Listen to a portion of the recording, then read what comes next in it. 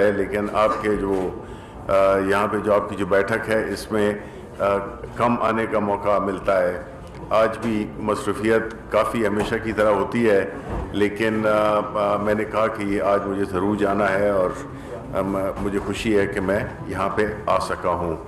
دیکھیں، بنیادی بات یہ ہے کہ جس طرح سے آپ کا پروفیشن ہے، جو بھی آپ کی ایک کنٹریبیوشن ہے معاشرے میں، ملک کے لیے، سوسائٹی کے لیے، اس سے تو کوئی بحث ہی نہیں ہے کہ کتنا اہم رول آپ ادا کرتے ہیں معاشرے میں اور ملک میں.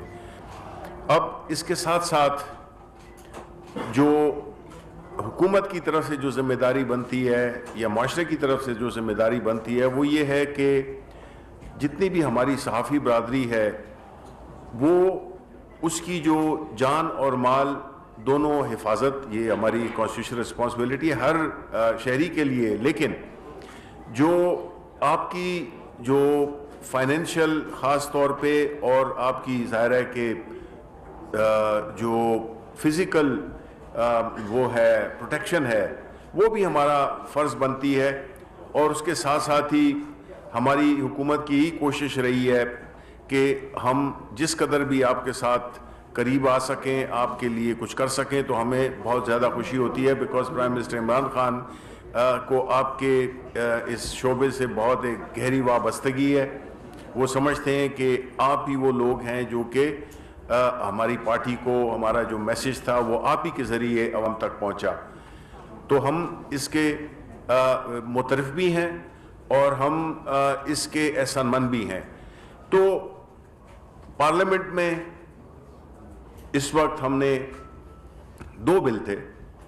ایک وہ بل ہے جو کہ جرنلسٹ پروٹیکشن بل تھا، جو کہ منسٹری آف ہیومن رائٹس اور ہم نے مل کے اس کو فلوٹ کیا.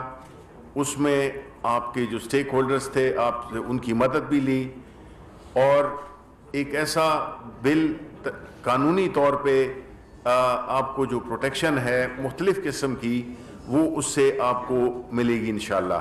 وہ بل اس وقت لا کمیٹی میں ہے اور ہم امید کرتے ہیں کہ آئندہ 1 ہفتے 10 دن میں وہ وہاں سے نکل کے اور پھر کیبنٹ سے ہوتا ہوا یہ پاس ہو جائے گا. ساتھ ہی ساتھ جو ایک اور ایشو تھا جس میں کہ بل ہم نے وہ کیا، اس میں پرائیویٹ ممبر بل تھا.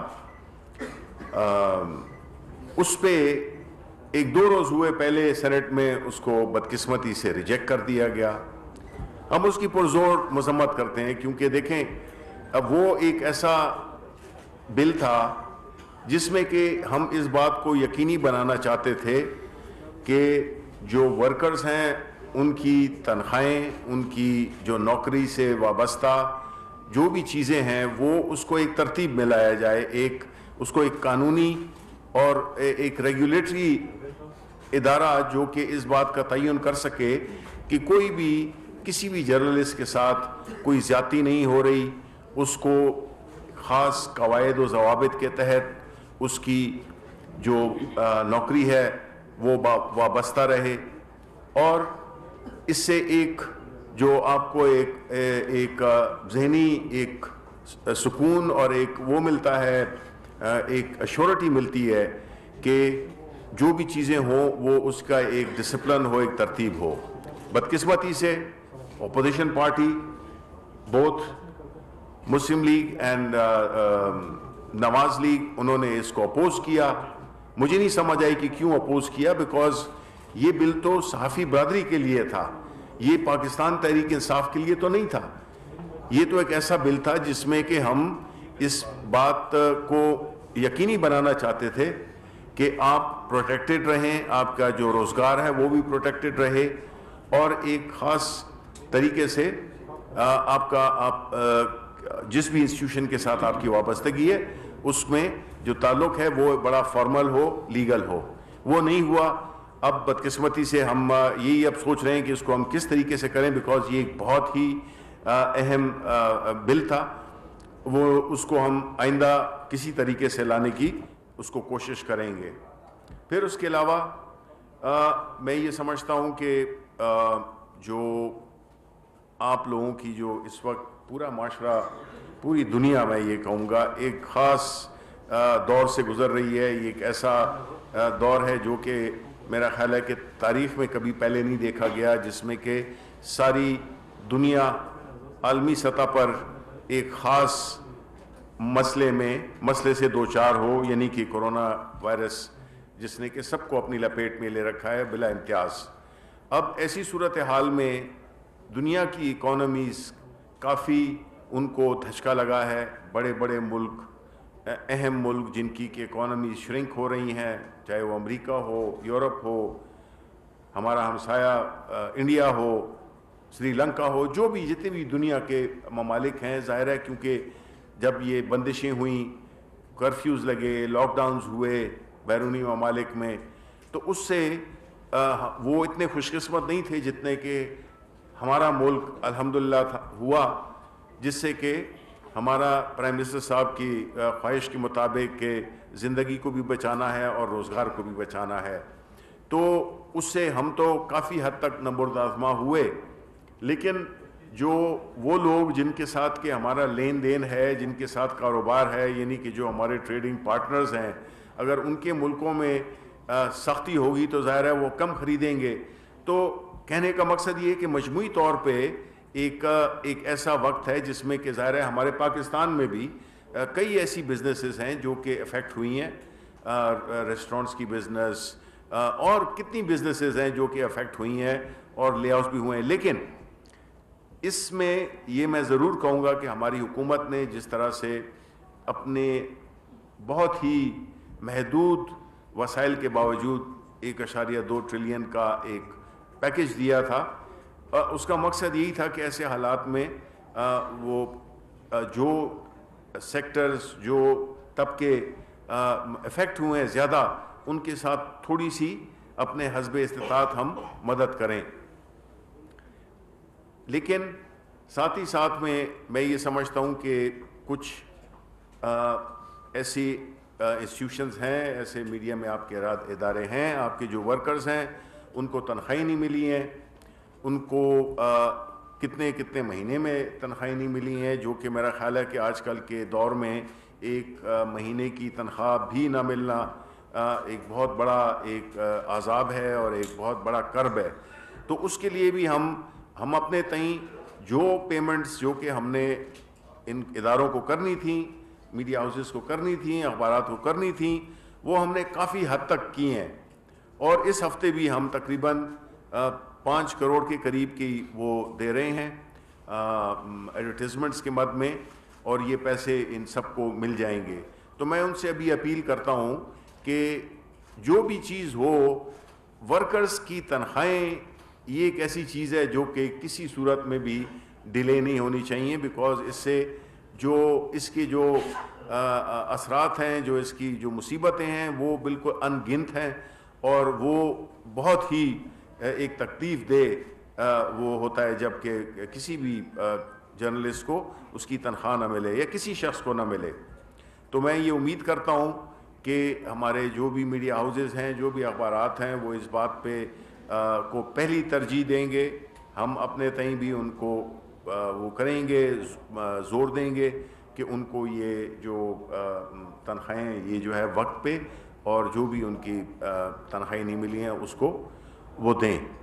تو مور لیس جہاں تک کہ آپ کے پریس کلب کا تعلق ہے، یہ یا صحت کارڈ ہو گئے، ہم نے ایک پروپوزل، بڑا سٹرانگ پروپوزل بھیجا ہوا ہے کہ ہم اپنے جو جرنلسٹ بھائی ہیں ان کی صحت کے لیے ایک ایشورنس، بیکاز ایک صحت ایک ایسی چیز ہے جو کہ نہ تو بتا کے آتی ہے، اور اگر آتی بھی ہے تو پھر اس میں بڑے مسائل ہوتے ہیں، جس طرح کہ پرائم منسٹر عمران خان نے خیبر پختونخوا میں اور اب باقی ملک کے مختلف حصوں میں جو صحت کارڈ ہے، جو کہ ایک غریب آدمی کے لیے وہ ایک میرا خیال ہے ایک بہت بڑا تحفہ ہے کہ آپ کسی بھی اسپتال جا کر اور اپنی فیملی کے جو بھی بیماری ہو، وہ جو ہے نا اس کے لیے وہ کم از کم پیسوں کے ہاتھ ہوں، کیونکہ بیمار لوگ اپنے سونے بیچ دے دیتے ہیں، اپنی سیونگز خرچ کر دیتے ہیں،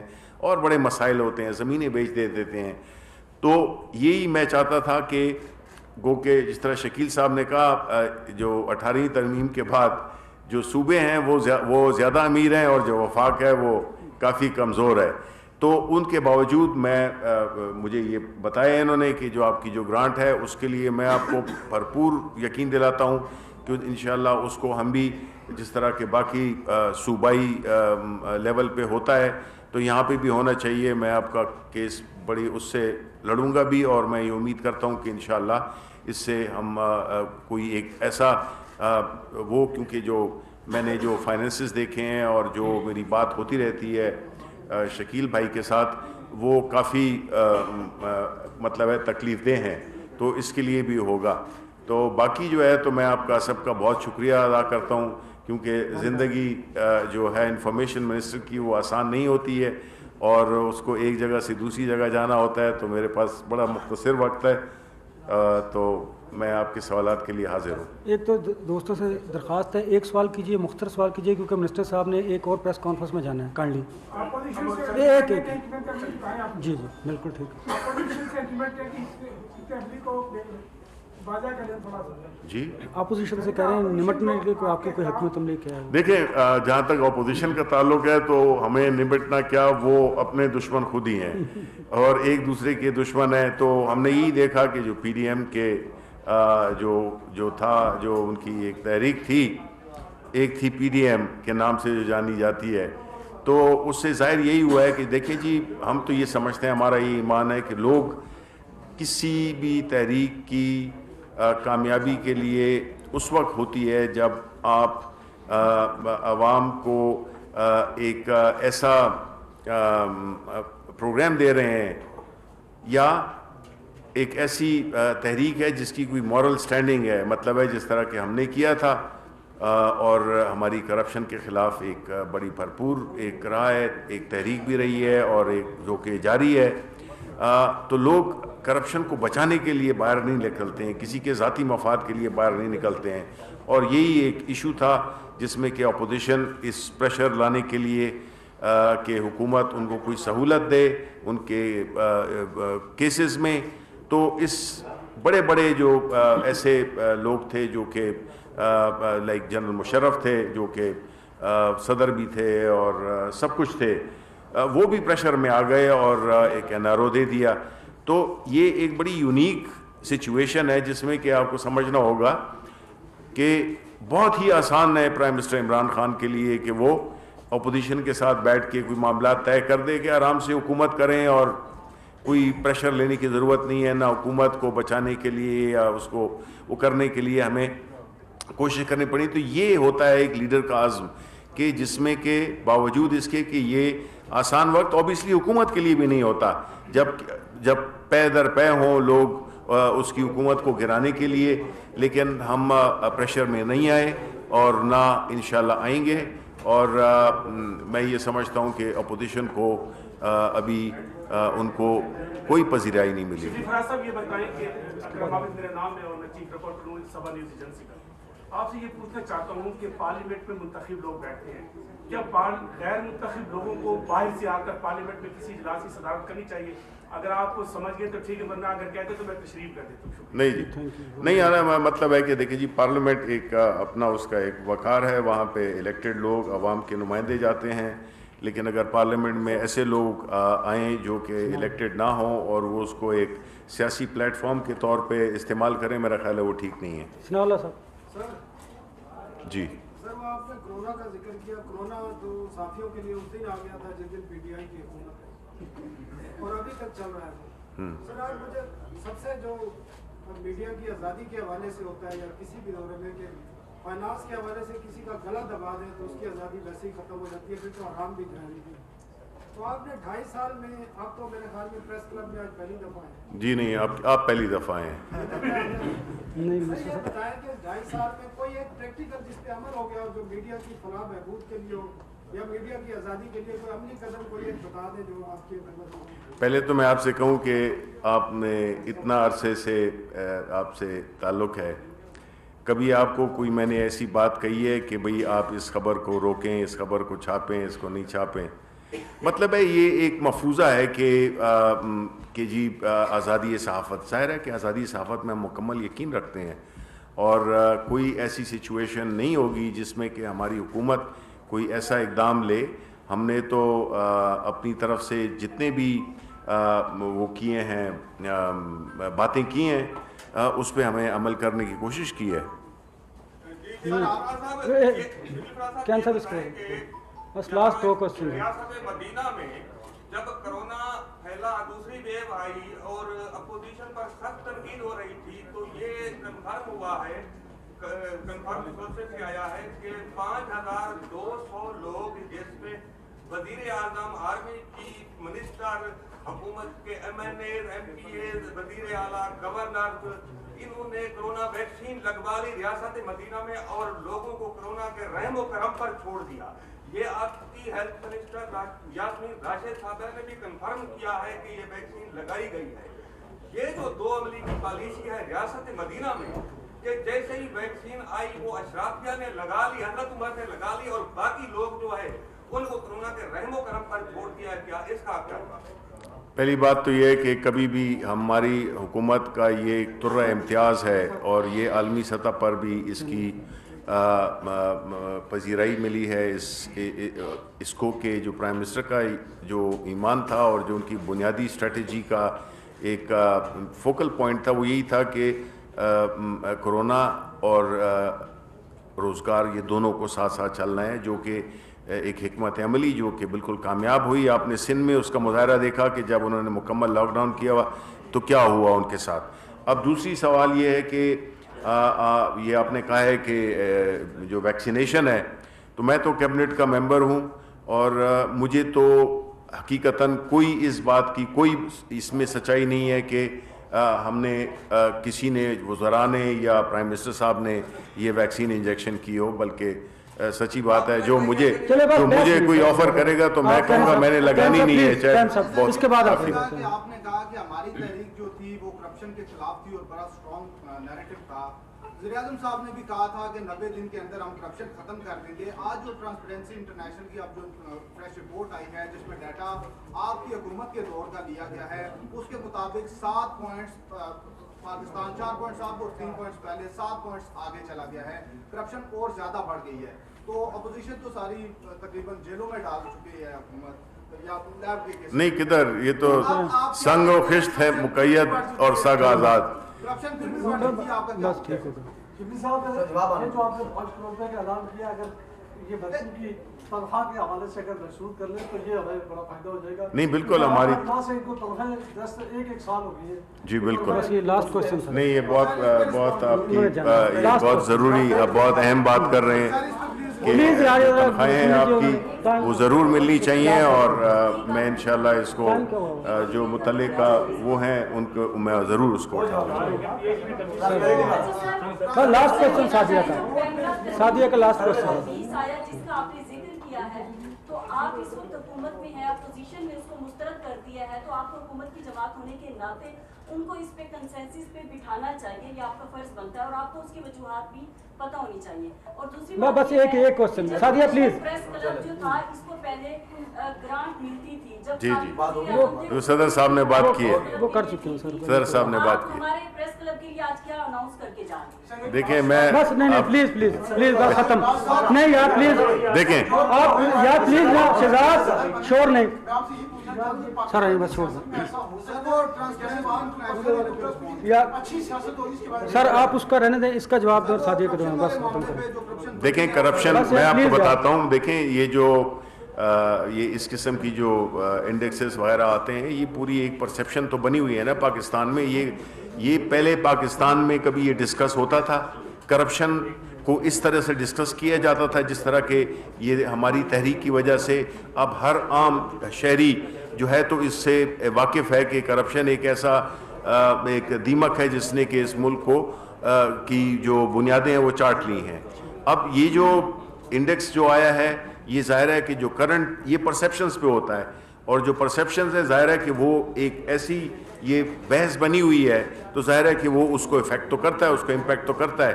تو اسی وجہ سے یہ انڈیکسز ہیں. اور مجھے بڑی خوشی ہے کہ ہم اب اتنے سینسٹائز ہو گئے ہیں آپ جیسے لوگ اور باقی پاکستانی عوام کہ وہ